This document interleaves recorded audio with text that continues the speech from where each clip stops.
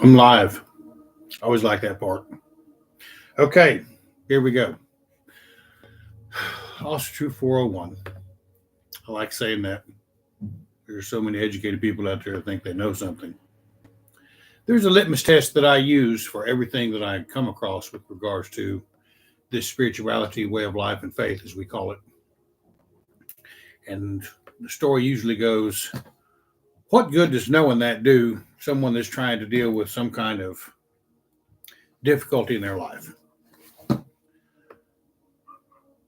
If we apply that simple characteristic or that simple question to most of what people talk about, things begin to change with our understanding of how this works.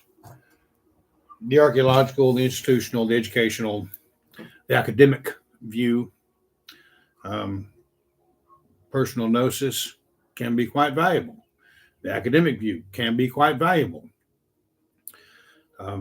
This show, being show prep for the remainder of the heathen community,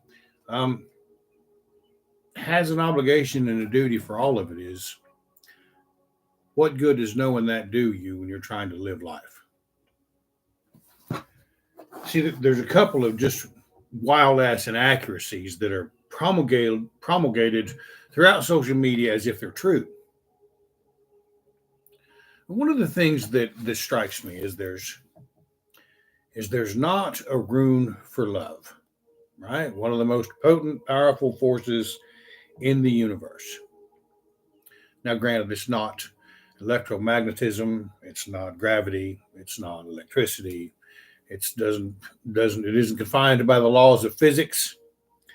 It is simply governed by the passions of the minds of men and women and the gods that they worship. And yet it's not considered a key of the universe. When we look at the Poetic Edda, there are 1, 2, 3, 4, 5 of the books of the Poetic Edda are about some kind of relationship, some kind of example of how to be in a relationship and how to be that partner that's worth having. It's interesting that we miss that. Hello, everyone. Hello, babe. Doop-to-doo. Oh, by the way, I have a free gift here. Ceremonial candle. Wow. Look at that. It even smells delightful. And yet it is a candle made by Ironwood Candles and Crafts, a fine sponsor of this show. I have one burning right now. My house smells delightful. So I'm dragging my feet, quite frankly, because here in about, let's see here, a few minutes, in 2 minutes and 8 seconds, I have to pull some barbecue ribs out of the oven because on a beautiful day like today, I didn't get nearly enough done as I needed to. But let's begin. Let's take a review of what these relationship advice might look like in the Havamal, in the Poetic Edda. Not the Havamal, just the Poetic Edda. We're not going to breach the ideas that are contained in the Prose Edda. Maybe that'll be next week. But there's 5 books, so there are some aspects of it, the Voluspa. There are several ideas contained in the Havamal about being a partner. The Skirnismal is about being a partner. The Alvismal is about being, hey, John, do you know what, John? I got your email about being a part of the newsletter. I don't run that. I don't do that thing anymore because, well, it was eating up a lot of time and it wasn't doing really anything for me. And it was very difficult to do that on the daily because I made new material every day for it. So it's difficult to do that, write a new book, do a show, do a Gothi program on Patreon, and it was eating my lunch. So I'm not ignoring you. I got your email. I do appreciate the interest in it. Maybe I'll need to kick that back off, but I'll have to think about it. But insofar as relationships, like I say, you have the Skirnismal is about a relationship. You have the Alvismal, which is about a relationship, father for a daughter. The Rigstula is about 3 relationships and how successive generations develop into a community. You have the Svipdagsmal, which is,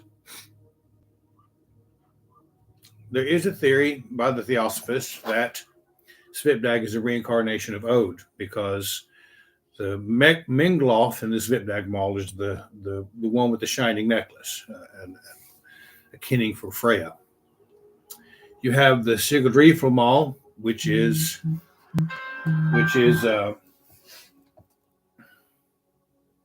Sigurd and Sigurdrifa, the victory bringer, the ballad of the victory bringer. All of those tales govern ideas that, like I said, the one rune that is not present that seems to be a most powerful motivating factor, an actual powerhouse in the universe, the shaping of men's lives, and that would be love. How interesting that such a thing is not a rune. To hear the songs of your ancestors and fall after hanging there for 9 days and 9 nights, pierced in the side, sacrificed himself to himself, to hear the songs of his ancestors. The only way you're going to hear that is on the edge of death. And to pick up the crystallized knowledge of all of that, all of the ancestors that have gone before us, and come up with the runes, and not have one for love. And yet throughout the lore are these great, magnificent love stories. How a man should act, how a woman should behave. Don't trust this, don't trust that. Sacrifice this, try to become something better. Have them all contain several important passages in it. This can be a very difficult one, because it says, never trust the hearts of a woman, for they were never trust the words of a maid, for their hearts were fashioned upon a whirling wheel. And it also says, falsest to women do men speak. Right? So it says both of them are full of shit. Pretty clear. Within the Vafthrûthnismal, you have an opening here that reminds you of this power of this relationship between Frigg and Odin. Counsel me, Frigg, for long I fare, and Vafthrûthnir fain would find fit wisdom old with the giant wise, myself would I seek to match. This is Odin asking his partner this question, this queen of the universe, the queen of the Aesir, who were no less powerful than the Aesir. Frigg spake, here, father, here at home would I keep, where the gods together dwell. Amid all the giants and equal in might to Vafthrûthnir, none I know. Odin spake, much have I fared, much have I found, much have I got from the gods. And fain would I know how Vafthrûthnir now lives in his lofty hall. And his wife speaks to him, safe mayst thou go, safe come again, and be safe, and safe be the way thou wendest. Father of men, let thy mind be keen, when speech of the giant thou seekest. There's a give and take there in those 4 passages between a husband and wife who respect each other. That's an important thing to consider when we're dealing with it. There's an example in that means the world for people that I'm sure it would be very familiar to people that have been married 42 or 50 years. He's going to ask the question of that person that he trusts the most, that being Frigga. And she's going to say, no, I would rather you stay here because, yeah, you can probably get through it, but I'm the one that's going to have to help you deal with all the things as you strive and struggle to attain the greatness that you seek. So you're going to do it. Here's my love. Safe may you go, safe may you come, and safe be the way.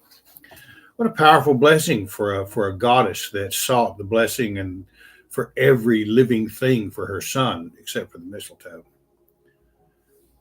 Part 1 of an idea and relationship is shared right there, right off the bat. Part 2, I suppose, have them all having a great deal.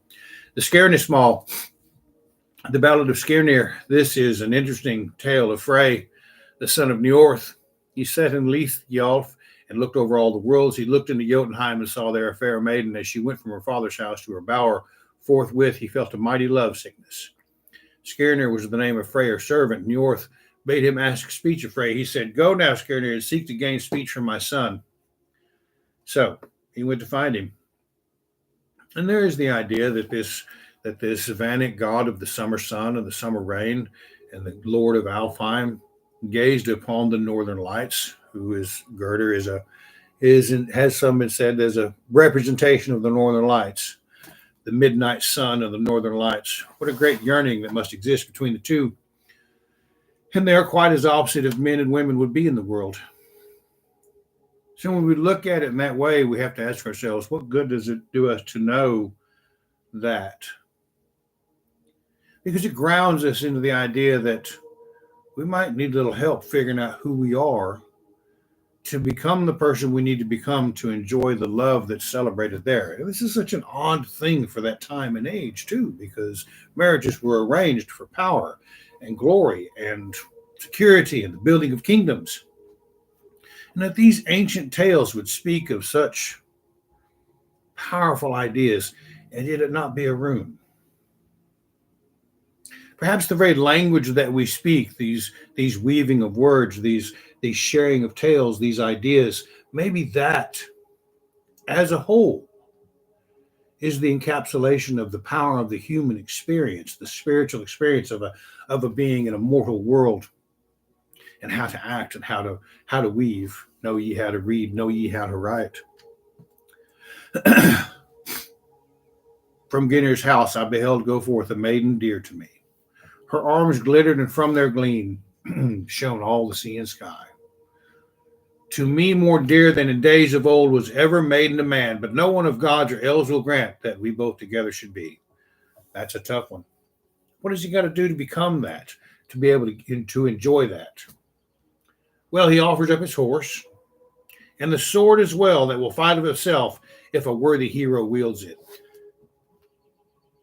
This is an important thing to consider because Frey, as a warrior, was on par with Tyr and Balder. He was leader of the Mannerbund in many instances because of that sword.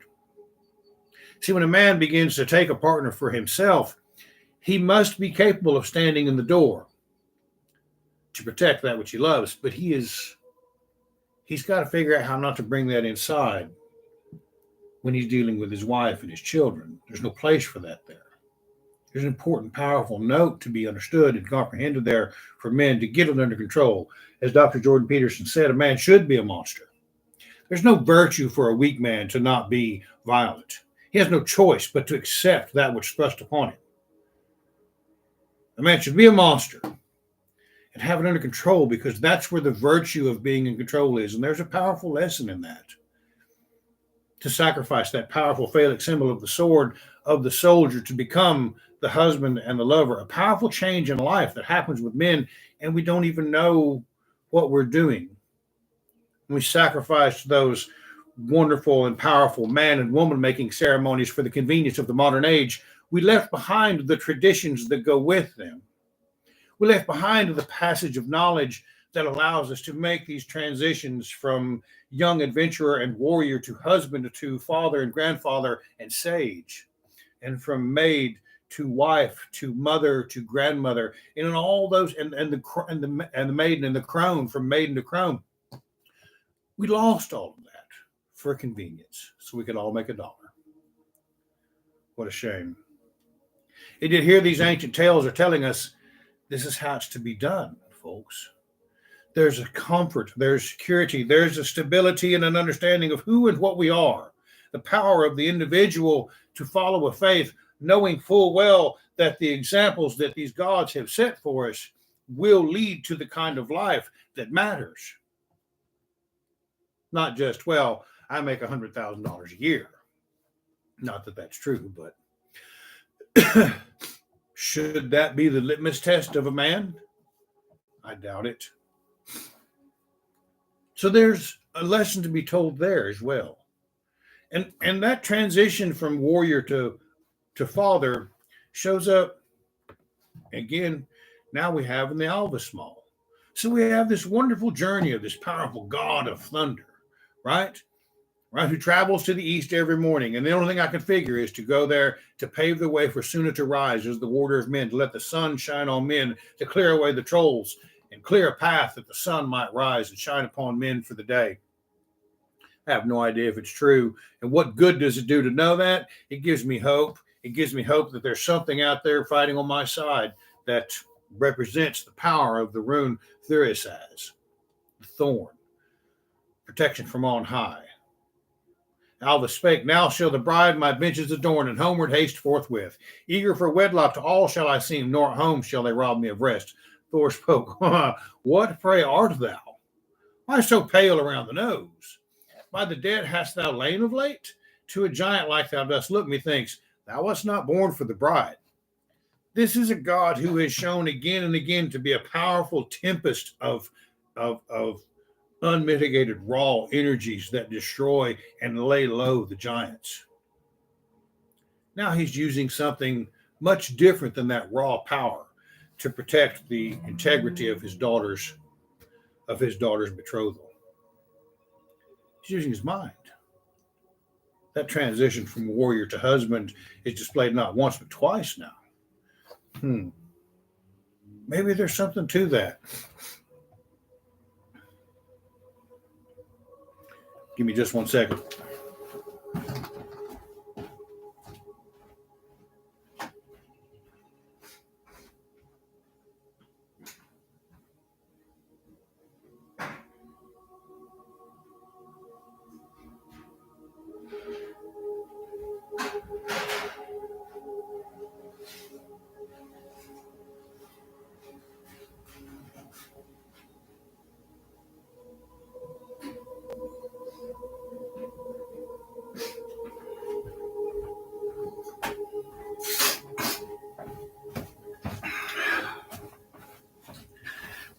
This kind of observation didn't really dawn on me until my own personal tragedy in my own life.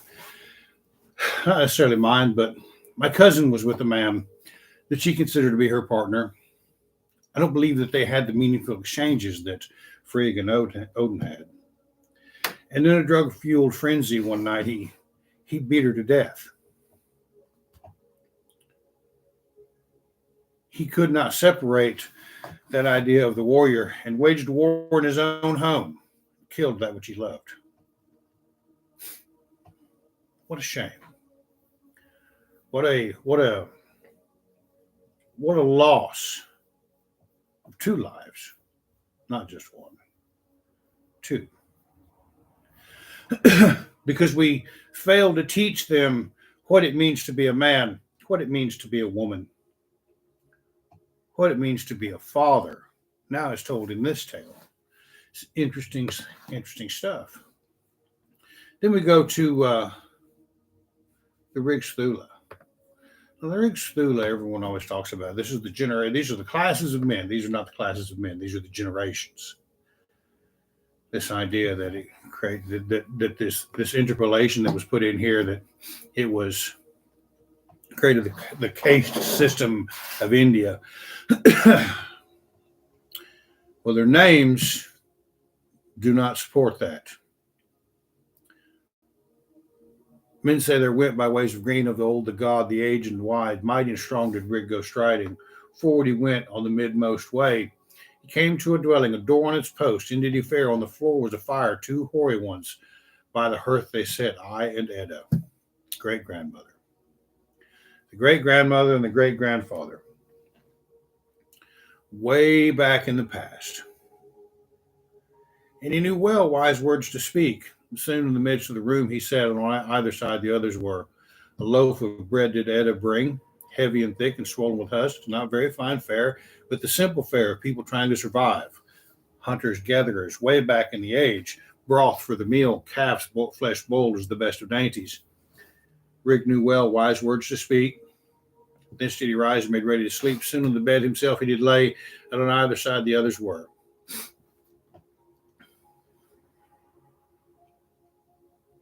People like to skim over that because they don't like the imagery that it creates.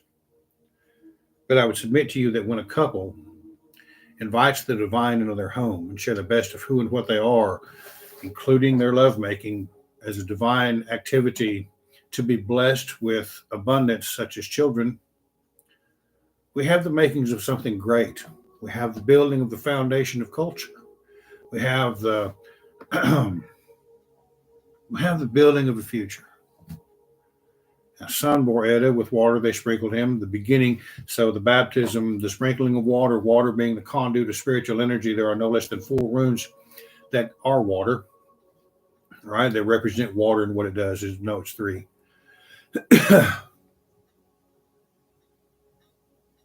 But his skin was wrinkled and rough on his hands, knotted his knuckles, thick his fingers, and ugly his face, twisted his back, and big his heels. So he was a brute, right? He began to grow and to gain his strength, and soon of might good use he made. With bast he bound and burdens carried, home bore faggots the whole day long. One came to their home, crooked her legs, stained were her feet, and sunburned her arms. So she is in it to win it just like he is, all day long. Flat was her nose, and her name was Fear. Soon in the midst of the room she sat. By her side there sat the son of the house. They whispered both, and the bed made ready for all in fear till the day was through. Children they had. They lived and were happy. Stanza 11, soon in the midst of the room she sat, and by her side there sat the son of the house. That pattern is repeated 4 times. 3 here and 1 in the Ballad of the Victory Bringer. That pattern of courtship, right? And the blessings continue on. It's these grandchildren of the great-grandmother and the grandfather that begin to show different things, and it comes up in the understanding of their names. See, the most important thing is it says children they had, they lived and were happy. The blessings of that divine intervention, the blessings of that divine vision, the blessings of their spirituality shared with the son, carried on down to the children they had, they lived and were happy. Could that be something for us to consider? That we will be grandparents and great-grandparents. I'm a grandparent now, and a great-great-grandparent someday in the future. Will my children, will they live and be happy? It is my hope. Will my spirituality be the thing that influences their life? It does. Will it change the world? Probably. Because I'm not the only one doing it. Let our children live and be happy. Holy fuck, man. Grasp the magnificence of that idea with regards to our spirituality. Let our children live and we're happy. Yalsnir and Clur they were called, Crime and Cleggy, Kefsir, Fulnir, Drum, Degraldi, Draught, Legyaldi, Lute and Hosvir.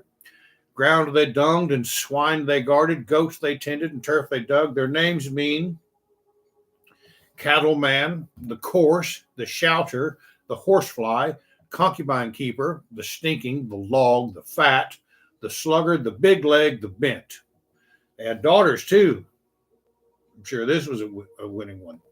Their names mean also the log, the stumpy, the fat-legged, the homely-nosed, the noisy, the servant, the oaken peg, clothed in rags, and the crane-legged. These are the village people from times gone past.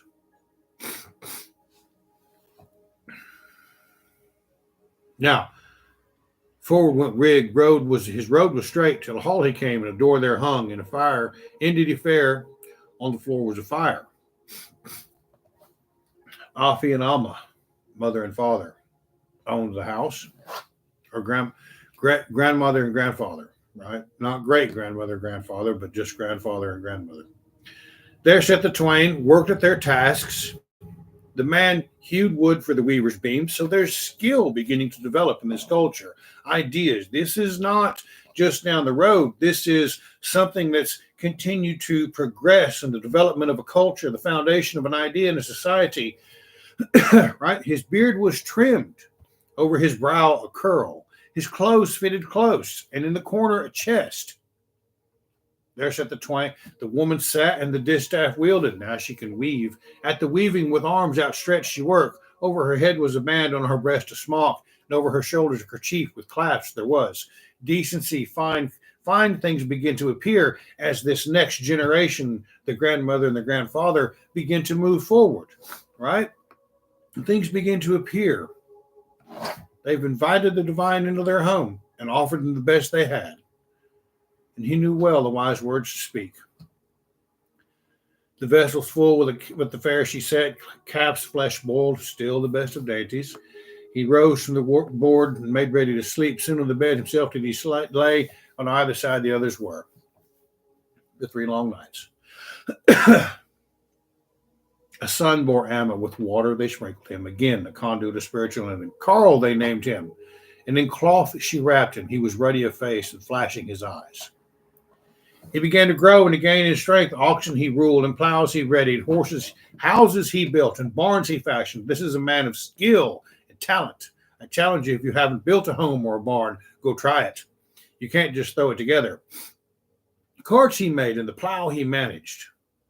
And home did they bring the bride for Carl, in goatskins clad. Keys she bore, right?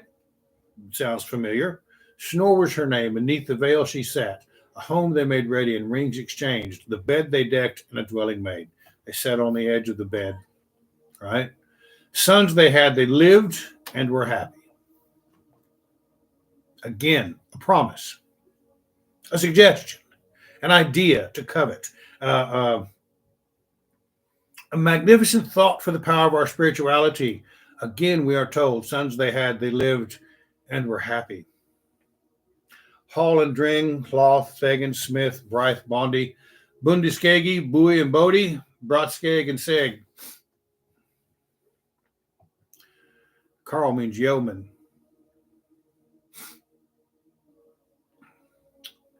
So when they say bring, the note here says the word literally means drove in a wagon, a mark of the bride's social status. Snore is her name, means daughter-in-law, right? Boog, followed by several editors, maintains the line 4 was wrongly interpolated here from a missing stanza describing the marriage of Cone. So the names mean man, the strong, the holder of land. And now we have the structure of society beginning to form, because the first could work the land. Now we have individuals that are capable of holding the land. That's a powerful thing to consider. The smith, the freeman, the craftsman, the broad-shouldered, the yeoman, with beard bound, not allowed to hang unkept. He was clean. The dwelling owner, the farm holder, and with beard carried high. Seg means man. These are the individuals that begin to fashion the nature of the civilization moving forward. Now, it doesn't say he goes 3 nights, 3 nights, 3 nights. There could be 1,000 years between each visit.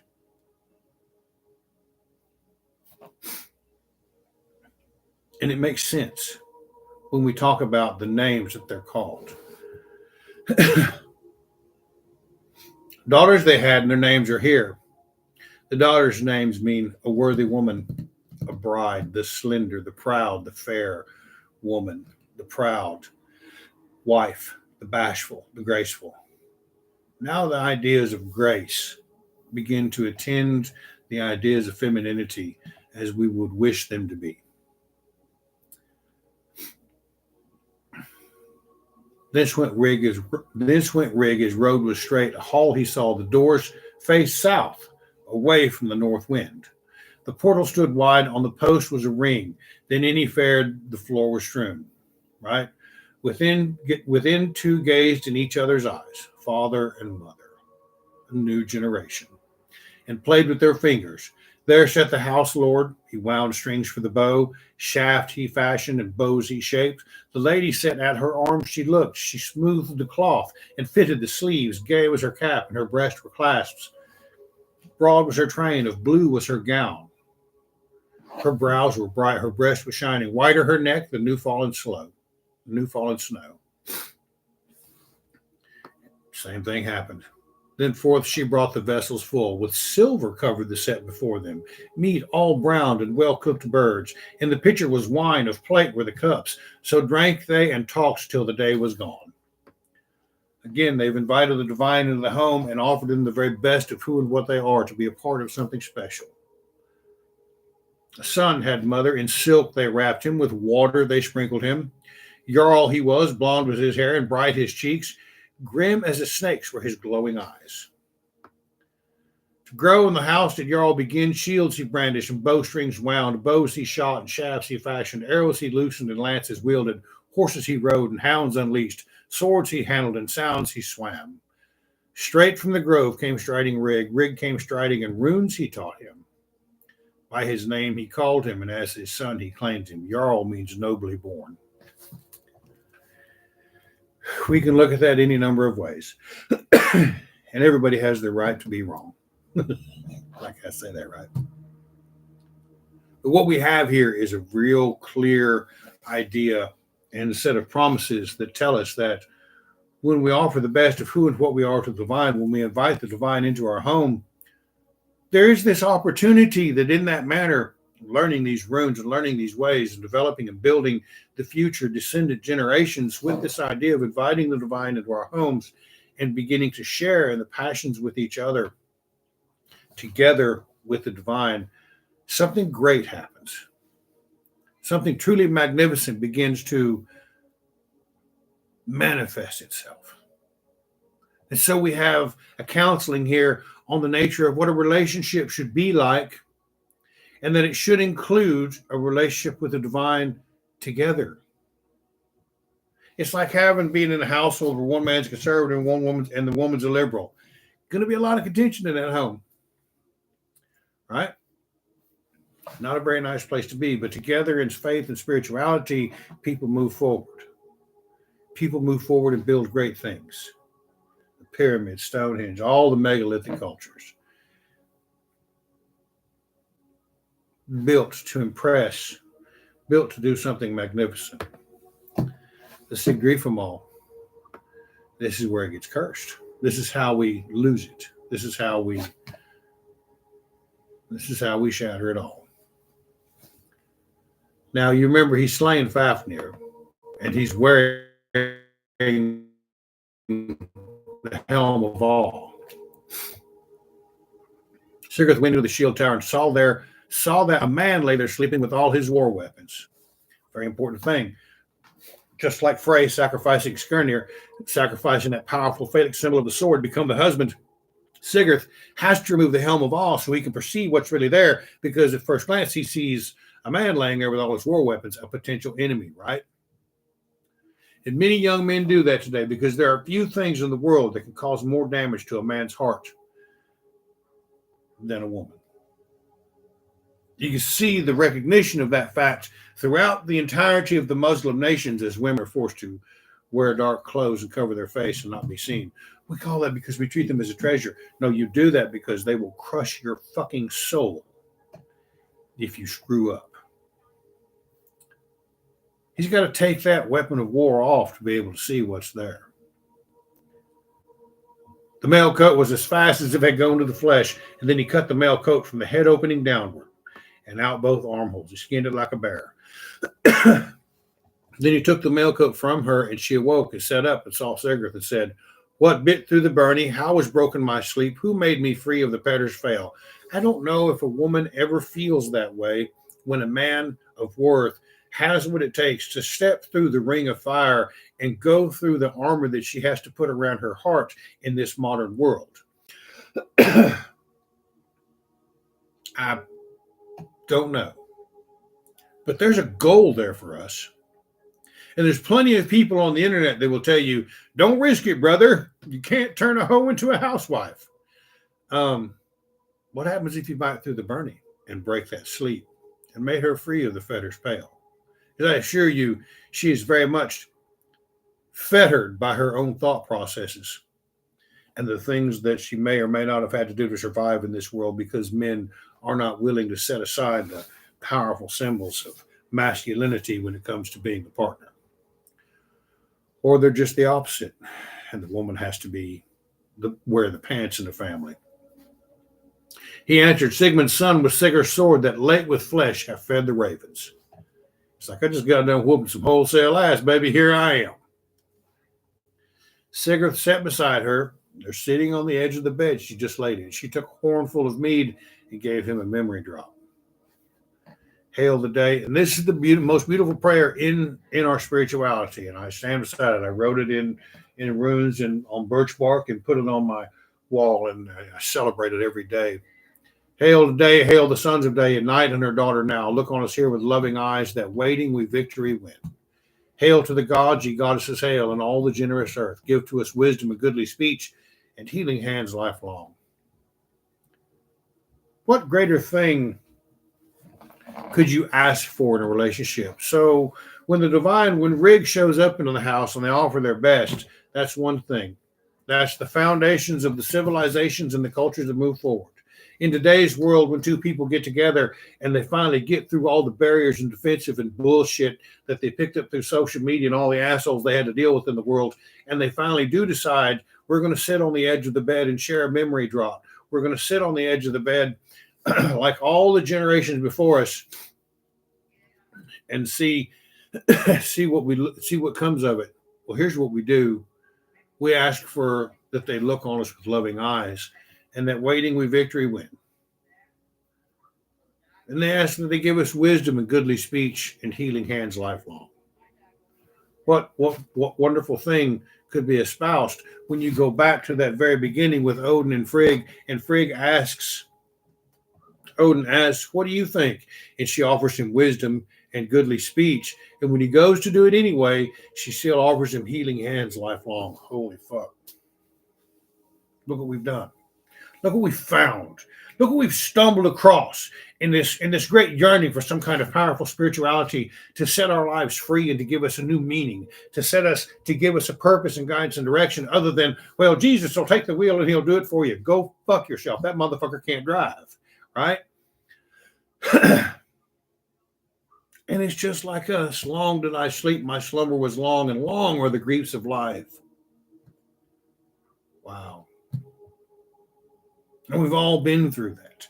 We've all been at that very point. And it's like we're waking up and we're looking and we're finding. And we see all these wonderful things. And we got to ask ourselves, what good does it do me to know that? Well, hell's bells. It looks to me like some of this stuff that I'm reading here shows me how there's a promise, a power, a passion that goes with this way of life that cannot be rivaled, and indeed set the footings and the foundations for empires upon which the sun never set. Now it's returned to us. Now it's here again to shine a light on our souls, our very spirits, the very ideas of who we are, to empower our minds and our hearts to be powerful. That waiting we victory win. Give to us wisdom, goodly speech, and healing hands lifelong, that we could deal with each other in such a manner. What a wonderful thing it would be. Something that's only possible using Odin's example of sacrificing ourselves to ourselves and ridding ourselves of the egos of, well, I'm more right than he is because, well, I understand the heathen worldview. I don't know that I'll ever understand it. But I know that there's a bunch of us out there looking for it, and we all deserve the opportunity to be right and build powerful lives together.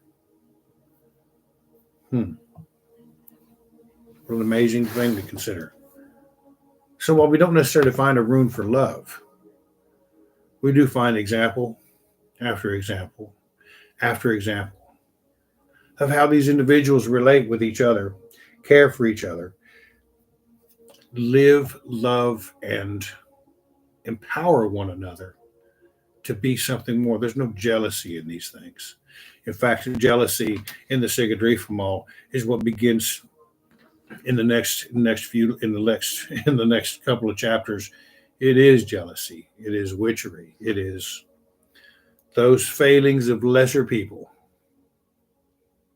that ruin something that started out as such a powerful reminiscence of everything that went before that. It's something we have to be on guard of today. That all of the things that we're trying to accomplish, we have to understand there are people who could give a fuck less whether we succeed at embracing the power, the potential, the strength of this spirituality to help us through the tough times. And it tells us that we do it together, not as the lone wolf, not as the individual on his own, but as that individual who can walk beside someone. I see men today doing their best not to embrace violence. Well, if I do that, well, I'm just playing his game.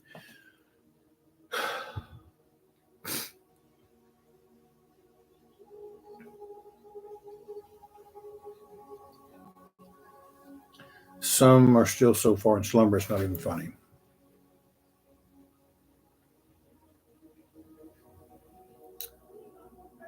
The insecurities that drive modern men and women to do the radical things they do that cause pain to each other can be eradicated with the kind of information I shared here tonight and these examples of how these beings lived, loved, laughed, and shared life with each other. Would that we could even live up to 10% of that. The world would be a much different place. And we would have no doubt as to what's important to protect and what's not important. What idea, what great passion, what nonsense should we engage in or not engage in? Or we would build futures with each other. That's the goal. It's not going to happen with some grand idea and a whole individual leading a million men in the community that celebrate this kind of thing. It'll happen in this family, and it'll happen in that family. And then this little neighborhood will have 3 or 4 of those families, and this little neighborhood will have 3 or 4 of those families, and they'll all kind of get together and okay, let's do this. No, now we're going to have Up Helliah in Scotland to celebrate, have a big celebration there. Oh, okay, there's a good thing there. And there's something that's happened at Stonehenge. Okay, well, there's something we got to start there. We got a toehold there.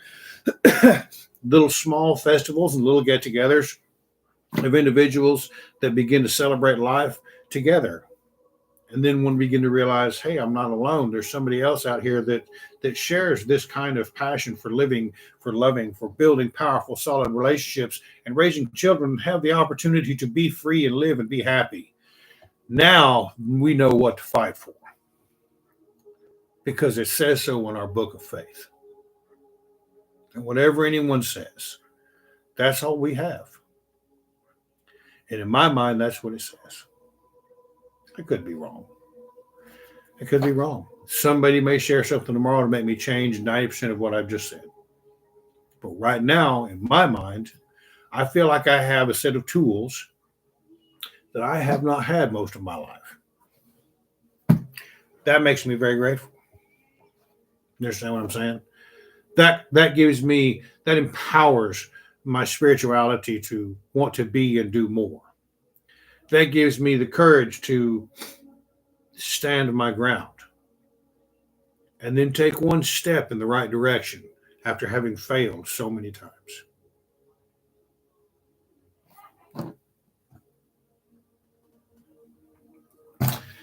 Okay, that's all I got. I feel good about it, though. I got a really good feeling about this one. It's going to change the world. May have to write a book about it. Matter of fact, I'm going to. Right? Yes, it does that. Coming from a much different direction. We're still being, shit, I mean, can we really call it that? We're still being challenged by the Abrahamic faiths to believe that something else will take care of it for us. Be that as it may, I appreciate everyone joining in this evening. I am going to finish my dinner. We'll have a call at 8 o'clock, Leroy and Shanae, and then we will we'll go over a couple of things. I really, really appreciate everyone that joined in tonight. If you liked it, shared it, tell other people to pay attention to it. Take a look at it. Put it on your Facebook. Help me out. Because I think there's something, I think as I grow in this ideas and these things that I feel like there's something there for all of us. And I may not know it all, but we can certainly work on it together. So share it, invite the discussion, invite the dissension, invite the challengers, invite the individuals say, no, he's absolutely wrong. Please come and let's see. You're right. So tomorrow is Monday. Go out there and, like I say, grab it by the nose and whip its ass because the world and the future belongs to us. Like I say, thank you everybody for joining and have a great evening. I'm going to go finish my ribs.